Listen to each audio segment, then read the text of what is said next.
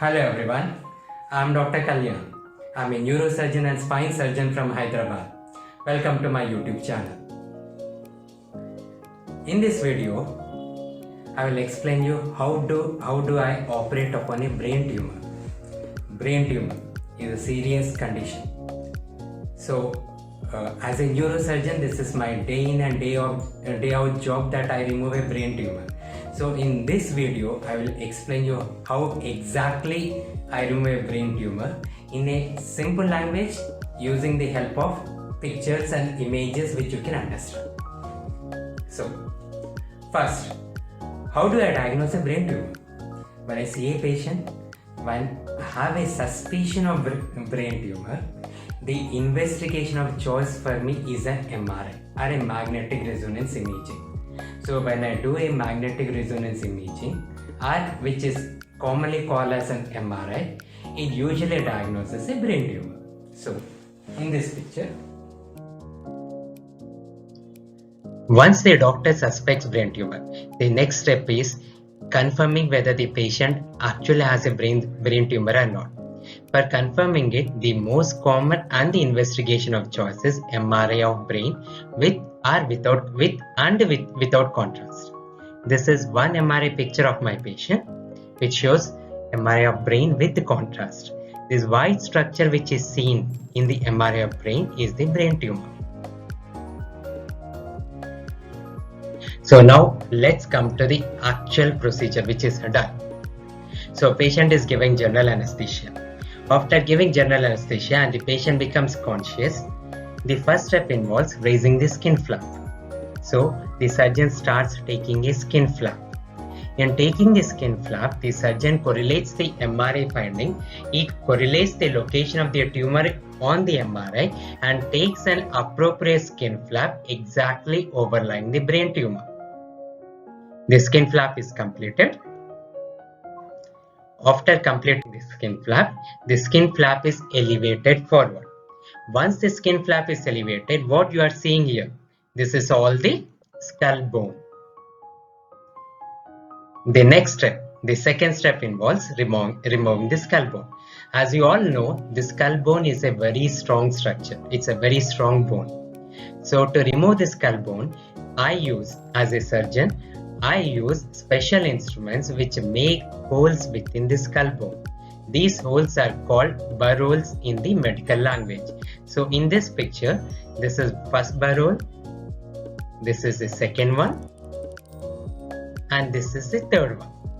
The number of burr holes and the location of burr holes depends upon the location of the tumor, which the surgeon has already assessed using the MRI of the brain. Once the holes are made, the surgeon uses a specialized instrument to connect the burr holes and making it a bone flap and detaching it from the surrounding skull. Once the bone flap is separated from the surrounding skull, it is removed. So in this picture, this is the bone flap. It is being removed out. Once the bone flap is removed, what you are seeing here, what you are seeing below my cursor is a white, glistening, tough layer which is known as a dura mater.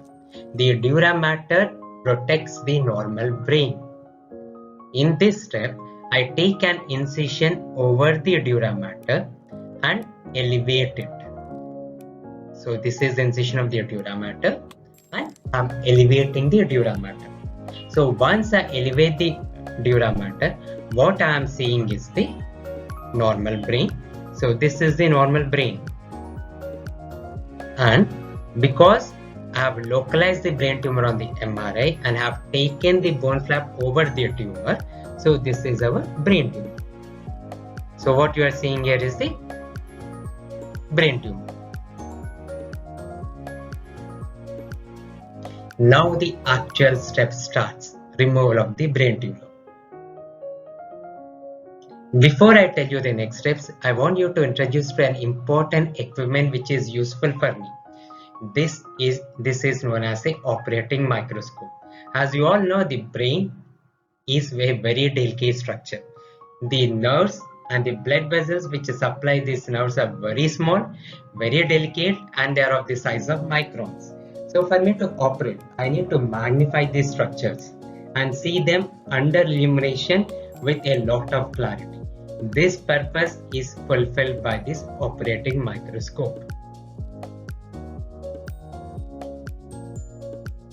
So under the operating microscope, for tumor removal, in the first step, I remove the central portion of the tumor. This process is called debulking. So as the tumor is debulked, it gets slightly separated from the neighboring brain. And we start developing a plane between the tumor and the brain parenchyma. Once I get that plane, I define the plane. I very gently separate the brain from the brain tumor. I use a number of instruments which are known as microsurgical instruments. These are some of the microsurgical instruments which you can see. Using them, I am separating the brain tumor from the normal brain. Once the separation is completed, I remove the brain tumor. This is after removing the brain tumor, you are seeing the normal brain. At this stage, I properly seal all the small blood vessels so that there is no further bleeding. My job of removing the brain tumor is done. So I need to close it back. So the final step is closure. And the steps here are exactly the reverse of the steps which I have done during opening. So I reflect the dura mater back and I suture it. I replace the skull bone and anchor it to the normal surrounding skull using titanium clips, plates, or sometimes I simply use the sutures. I replace this skin flap back and suture it. So this completes my surgery for brain tumor. Then the anesthetist slowly and carefully reverses the patient back from anesthesia. And then as a neurosurgeon, I check the patient for any neurological deficits, and once the patient is fine, the patient is shifted into the recovery room.